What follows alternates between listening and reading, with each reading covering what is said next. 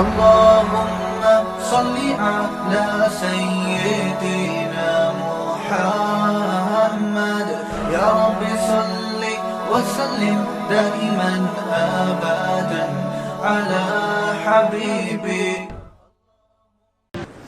حضرت مفتی صاحب اکثر لوگ یہ اشکال کرتے ہیں کہ قربانی کرنے کی کیا ضرورت ہے، اس سے ملک میں گندگی اور بدبو پیدا ہوتی ہے، اس لیے یہ پیسے کسی غریب یا ادارے کو دے دینی چاہیے، اتنا مال خرچ کرنے کا کیا فائدہ؟ جواب تفصیل سے پیش کریں. اور بھی بہت سارے اعمال ہیں جن سے گندگی پھیلتی ہے، سمجھ رہے ہیں؟ گھر کی جب آپ صفائی کرتے ہیں، کچرا باہر نکالتے ہیں تو گندگی پھیلتی ہے کہ نہیں پھیلتی؟ کیا ہوتا ہے کہ نہیں ہوتا؟ گھر سے جب آپ صفائی کرتے ہیں، جب آپ نہاتے ہیں تو آپ کی گندگی اترتی ہے نا، تو اس کو آپ نے ایک ٹھکانے لگانے کا پہلے سے انتظام کیا ہوا ہوتا ہے. واش روم میں بھی یہی کچھ ہو رہا ہوتا ہے. اور کچرا کنڈیوں میں جو گندگی پھیلتی ہے، تو گندگی پھیلانے کے سینکڑوں طریقے ہیں جو بہت ضروری بھی ہیں، تو وہ تو پھیلے گی. اصل یہ ہوتا ہے کہ اس گندگی کو ٹھکانے لگانے کا پہلے سے کوئی انتظام ہو. تو قربانی سے بھی گندگی پھیلتی ہے،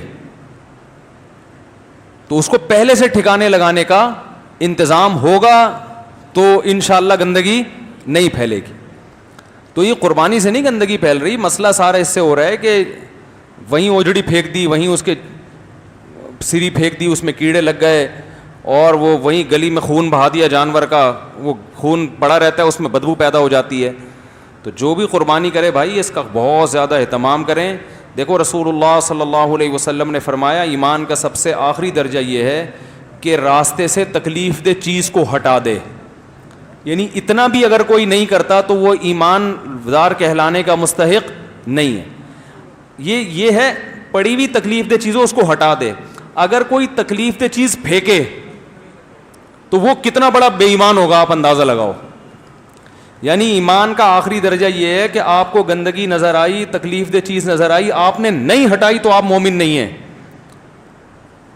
تو آپ اس وقت اپنے آپ کو مومن کیسے کہہ سکتے ہیں جب آپ راستے میں تکلیف دہ چیز پھینکیں.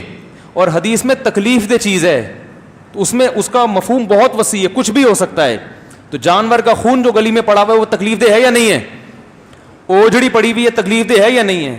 پائے جگہ جگہ پھر رہے ہیں، اس کے سری پڑی ہوئی ہے، تو یہ تکلیف دہ ہے یا نہیں ہے؟ تو اس لیے قربانی کا ثواب اپنا ضائع مت کریں لوگوں کو تکلیف پہنچا کے. اتنا قربانی میں ثواب نہیں ملے گا جتنا تکلیف پہنچانے کا گناہ ملے گا. تو اس لیے جو بھی قربانی کر رہا ہے وہ اپنی ذمہ داری پر قربانی کی آلائشوں کو ٹھکانے لگانے کا اہتمام پہلے سے کرے. اس وقت کھڑے ہو کر مت سوچیں کہ ابھی اوجڑی کہاں پھینکوں میں. پہلے سے آپ کے پاس انتظام ہونا چاہیے کہ بھائی آلائشیں بھی ہوں گی تو اس کو کہاں ٹھکانے لگا. بھائی گھر میں جب صفائی کرتے ہو تو پہلے سے پتا ہوتا ہے نا کچرا کہاں پھینکنا ہے. بھائی یہ ڈسٹ بن میں پھینکنا ہے، ڈسٹ بن کا پہلے سے انتظام بھنگی سے رابطہ کیا ہوا ہوتا ہے کہ یہ تو اٹھا کے لے جائے گا یہاں سے، نہیں اٹھایا تو تجھے اٹھوا لوں گا میں. ہوتا ہے کہ نہیں ہوتا؟ یا یہ اس وقت انتظام کرتے ہیں گھر کی صفائی کر دی، اب شاپر لے کے گھوم رہے ہیں کہاں پھینکوں میں اس کو. تو وہاں میں نے قربانی میں یہ دیکھا ہے اوجڑی لے کے گھوم رہے ہوتے ہیں، کس کے گھر کے سامنے رکھوں میں اس کو. تو یہ پہلے سے انتظام کرنا ہے آپ نے کہ ان آلائشوں کو کیسے ٹھکانے لگانا ہے، اور بولو بھائی کہاں ٹھکانے لگانا ہے اور کیسے. یہ پہلے سے انتظام کرنا ہے آپ نے، ورنہ قربانی کا ثواب خراب ہو جائے گا جو لوگوں کو. اور پھر اس سے اسلام کا مذاق اڑانے کا موقع ملتا ہے کہ مسلمان گندے ہوتے ہیں. ہر قوم کے تہوار میں جب بھی کوئی تہوار آتا ہے تو خوشبوئیں آ رہی ہوتی ہیں نا.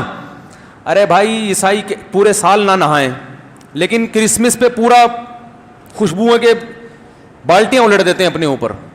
ایسا ہی ہوتا ہے نا. تو یہ کیسا مسلمانوں کا تہوار ہے کہ 2-3 دن کے بعد بدبو کے بھبوکوں سے آدمی کا گزرنا مشکل ہو جاتا ہے. تو یہ تو اسلام کا مذاق اڑوانے والی بات ہوئی نا.